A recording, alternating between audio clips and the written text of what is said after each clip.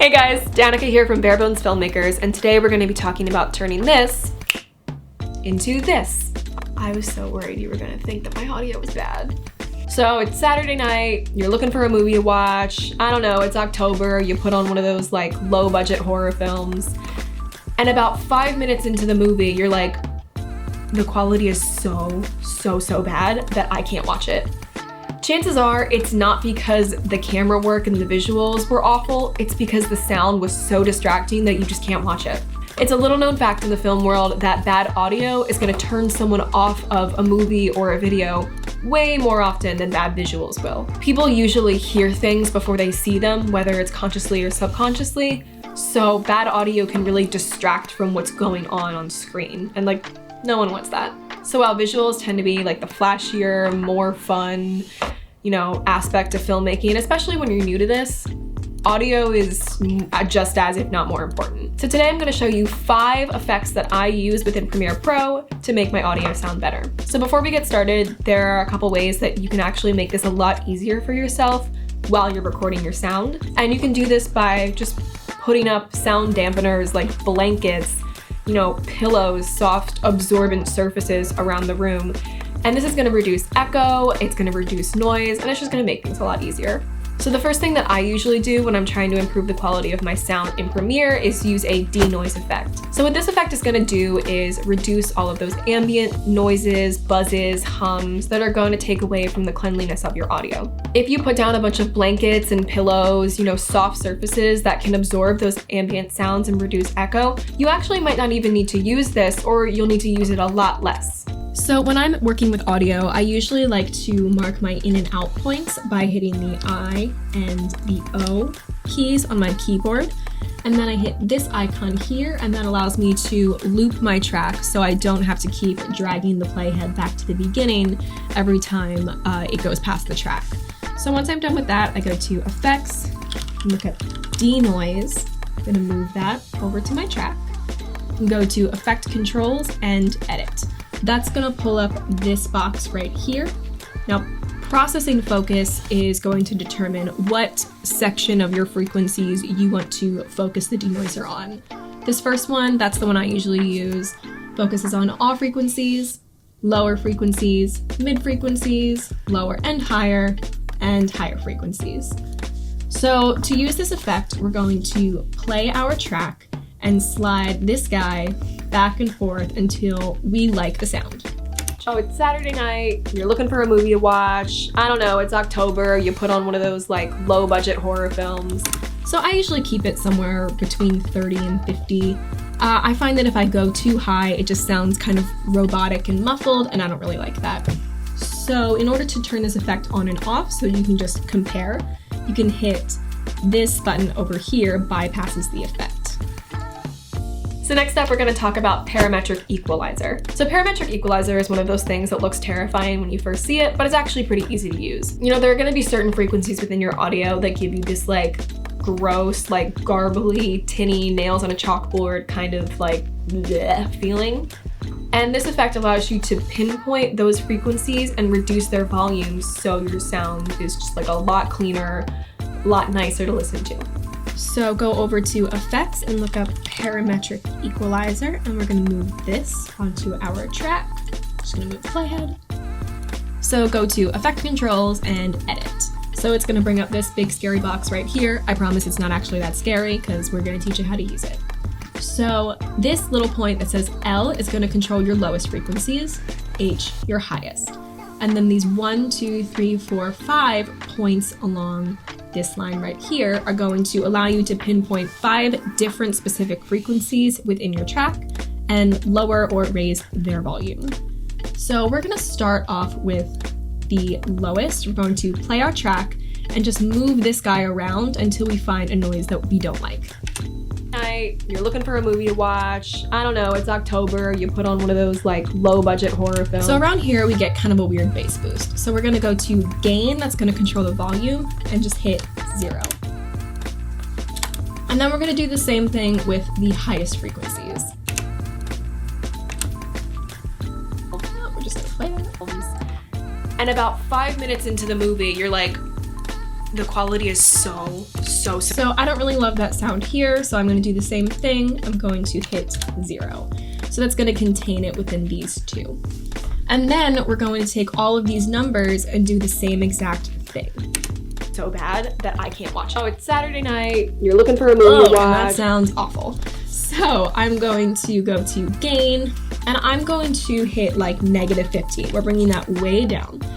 But you see here, it's brought down all of these frequencies as well, and we don't want that. We want those frequencies there.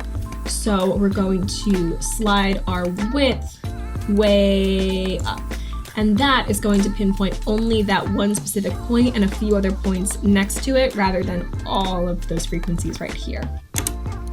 I don't know, it's October, you put on one of those like low budget horror films. Okay, so that's sounding all right. And we're just gonna do that for all of these.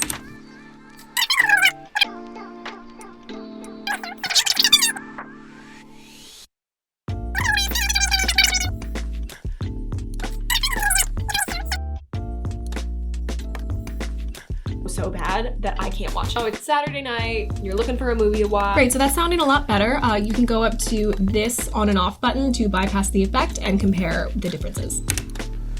I don't know, it's October, you put on one of those like low budget horror films, and about 5 minutes into, and as you can hear, the difference is slight, it's subtle, but I think it does make a difference. It definitely does sound better. Next, we're going to talk about Loudness Maximizer. So Loudness Maximizer allows you to boost the volume of the lowest and the highest frequencies, and that's just going to give you a kind of crispier, more cinematic sound, whatever cinematic means.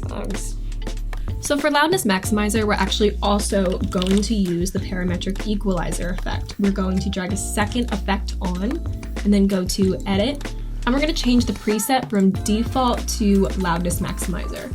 So that's going to show this graph right here, but with none of the numbers in between, just the L and the H. So unlike Parametric Equalizer, we're gonna want this little icon here to be on the sharpest incline. On Parametric Equalizer, we wanted it on a smoother incline, but we want it to be a little bit harsher for Loudness Maximizer. So all we have to do here is move the L and the H around this graph until we find a sound that we like. I usually like to use it to get a crispier, more clear sound. So just play your audio and mess around with it. So bad that I can't watch. Oh, it's Saturday night, you're looking for a movie to watch. I don't know, it's October, you put on one of those like low budget horror films. And again, it's going to be a subtle effect when you listen to it by itself, but paired with all of the other effects, they all end up working together to make a pretty big difference. And again, you can use this button right here to turn it on and off to compare. And about 5 minutes into the movie, you're like, the quality is so bad. So as you can see, there's definitely a clearer sound when you use the Loudness Maximizer. So the next thing we're gonna talk about is the Deesser effect. If you're like me and you emphasize your S's, your T's, your F's, all those sibilants, it just doesn't really sound good on video. It doesn't really sound good when you record it. And this effect is going to allow you to lower your sibilants, so it's just a little less harsh. This effect works really well in conjunction with the Loudness Maximizer, just because with Loudness Maximizer, you're boosting the volume of certain frequencies, which might up the intensity of your F's, your S's, your T's, all those sibilants. Go over to the effects panel and type in Deesser and drag that onto your track. Then you're gonna go to Effect Controls and Edit.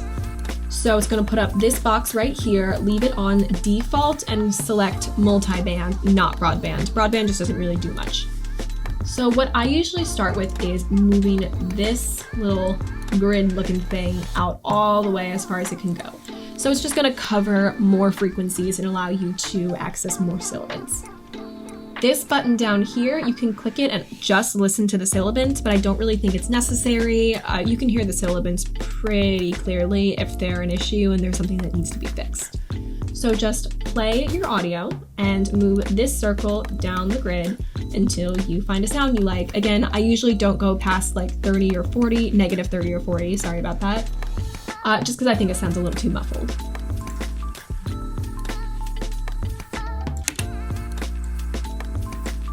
Films. And about 5 minutes into the movie, you're like, the quality is so... Yeah, I like it about negative 30. and you can use this button to turn it off and on again to compare. So the fifth and final effect I'm going to talk about with you guys today is the Multiband Compressor. So what this effect does is it separates your frequencies into 4 different sections and allows you to raise and lower the volume of those and just mess with them a little bit. It's kind of like an extra parametric equalizer. It does a similar thing, but it just does it a little differently. For me, it's just that extra like boost at the end, you know? If I want a little less bass, I can lower that. If I have some weird tinny sounds in the midsections, I can lower those. It's really useful for just doing a final cleanup. So one more time, we're gonna head over to the effects panel and we're gonna look up Multiband Compressor and drag that onto our track. Go to Effect Controls and Edit. So this box is gonna show the 4 different sections your frequencies have been separated into. And what you're gonna do is play your audio and then just adjust these guys over here until you find a sound that you like. This, if you have like a really tinny like midsection, these 2 will allow you to get rid of that a little bit. If you have too much bass boost, you can move this guy down and that'll just decrease the bass boost. If you want to single out one section at a time, all you have to do is hit S for each of the following sections, and that'll just show one of them at a time. And if you'd like, you can also go down to gain and you can increase the gain by just like a little bit to make up for decreasing the volume of those frequencies. All right, so those are 5 effects that you can use within Premiere Pro to improve the quality of your audio. So with all of these effects, just make sure you're wary of over editing. What I don't want you guys to do is just copy exactly what I've done, exactly what I've shown you, and expect your audio to sound just like mine, because it won't. I have a different voice, a different mic, most likely a different space, obviously, than you guys do. So what I need to make my audio sound the way I like it is gonna be different than yours. I personally like making my audio sound as natural as possible with a little bit of enhancement.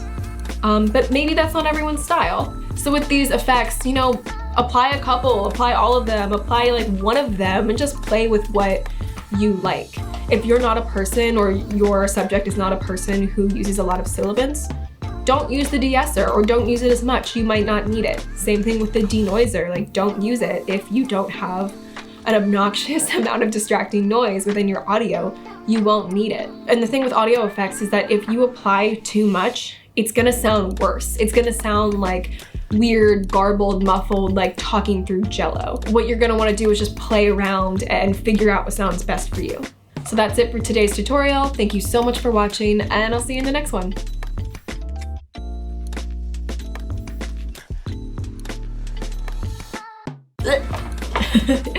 Oh no.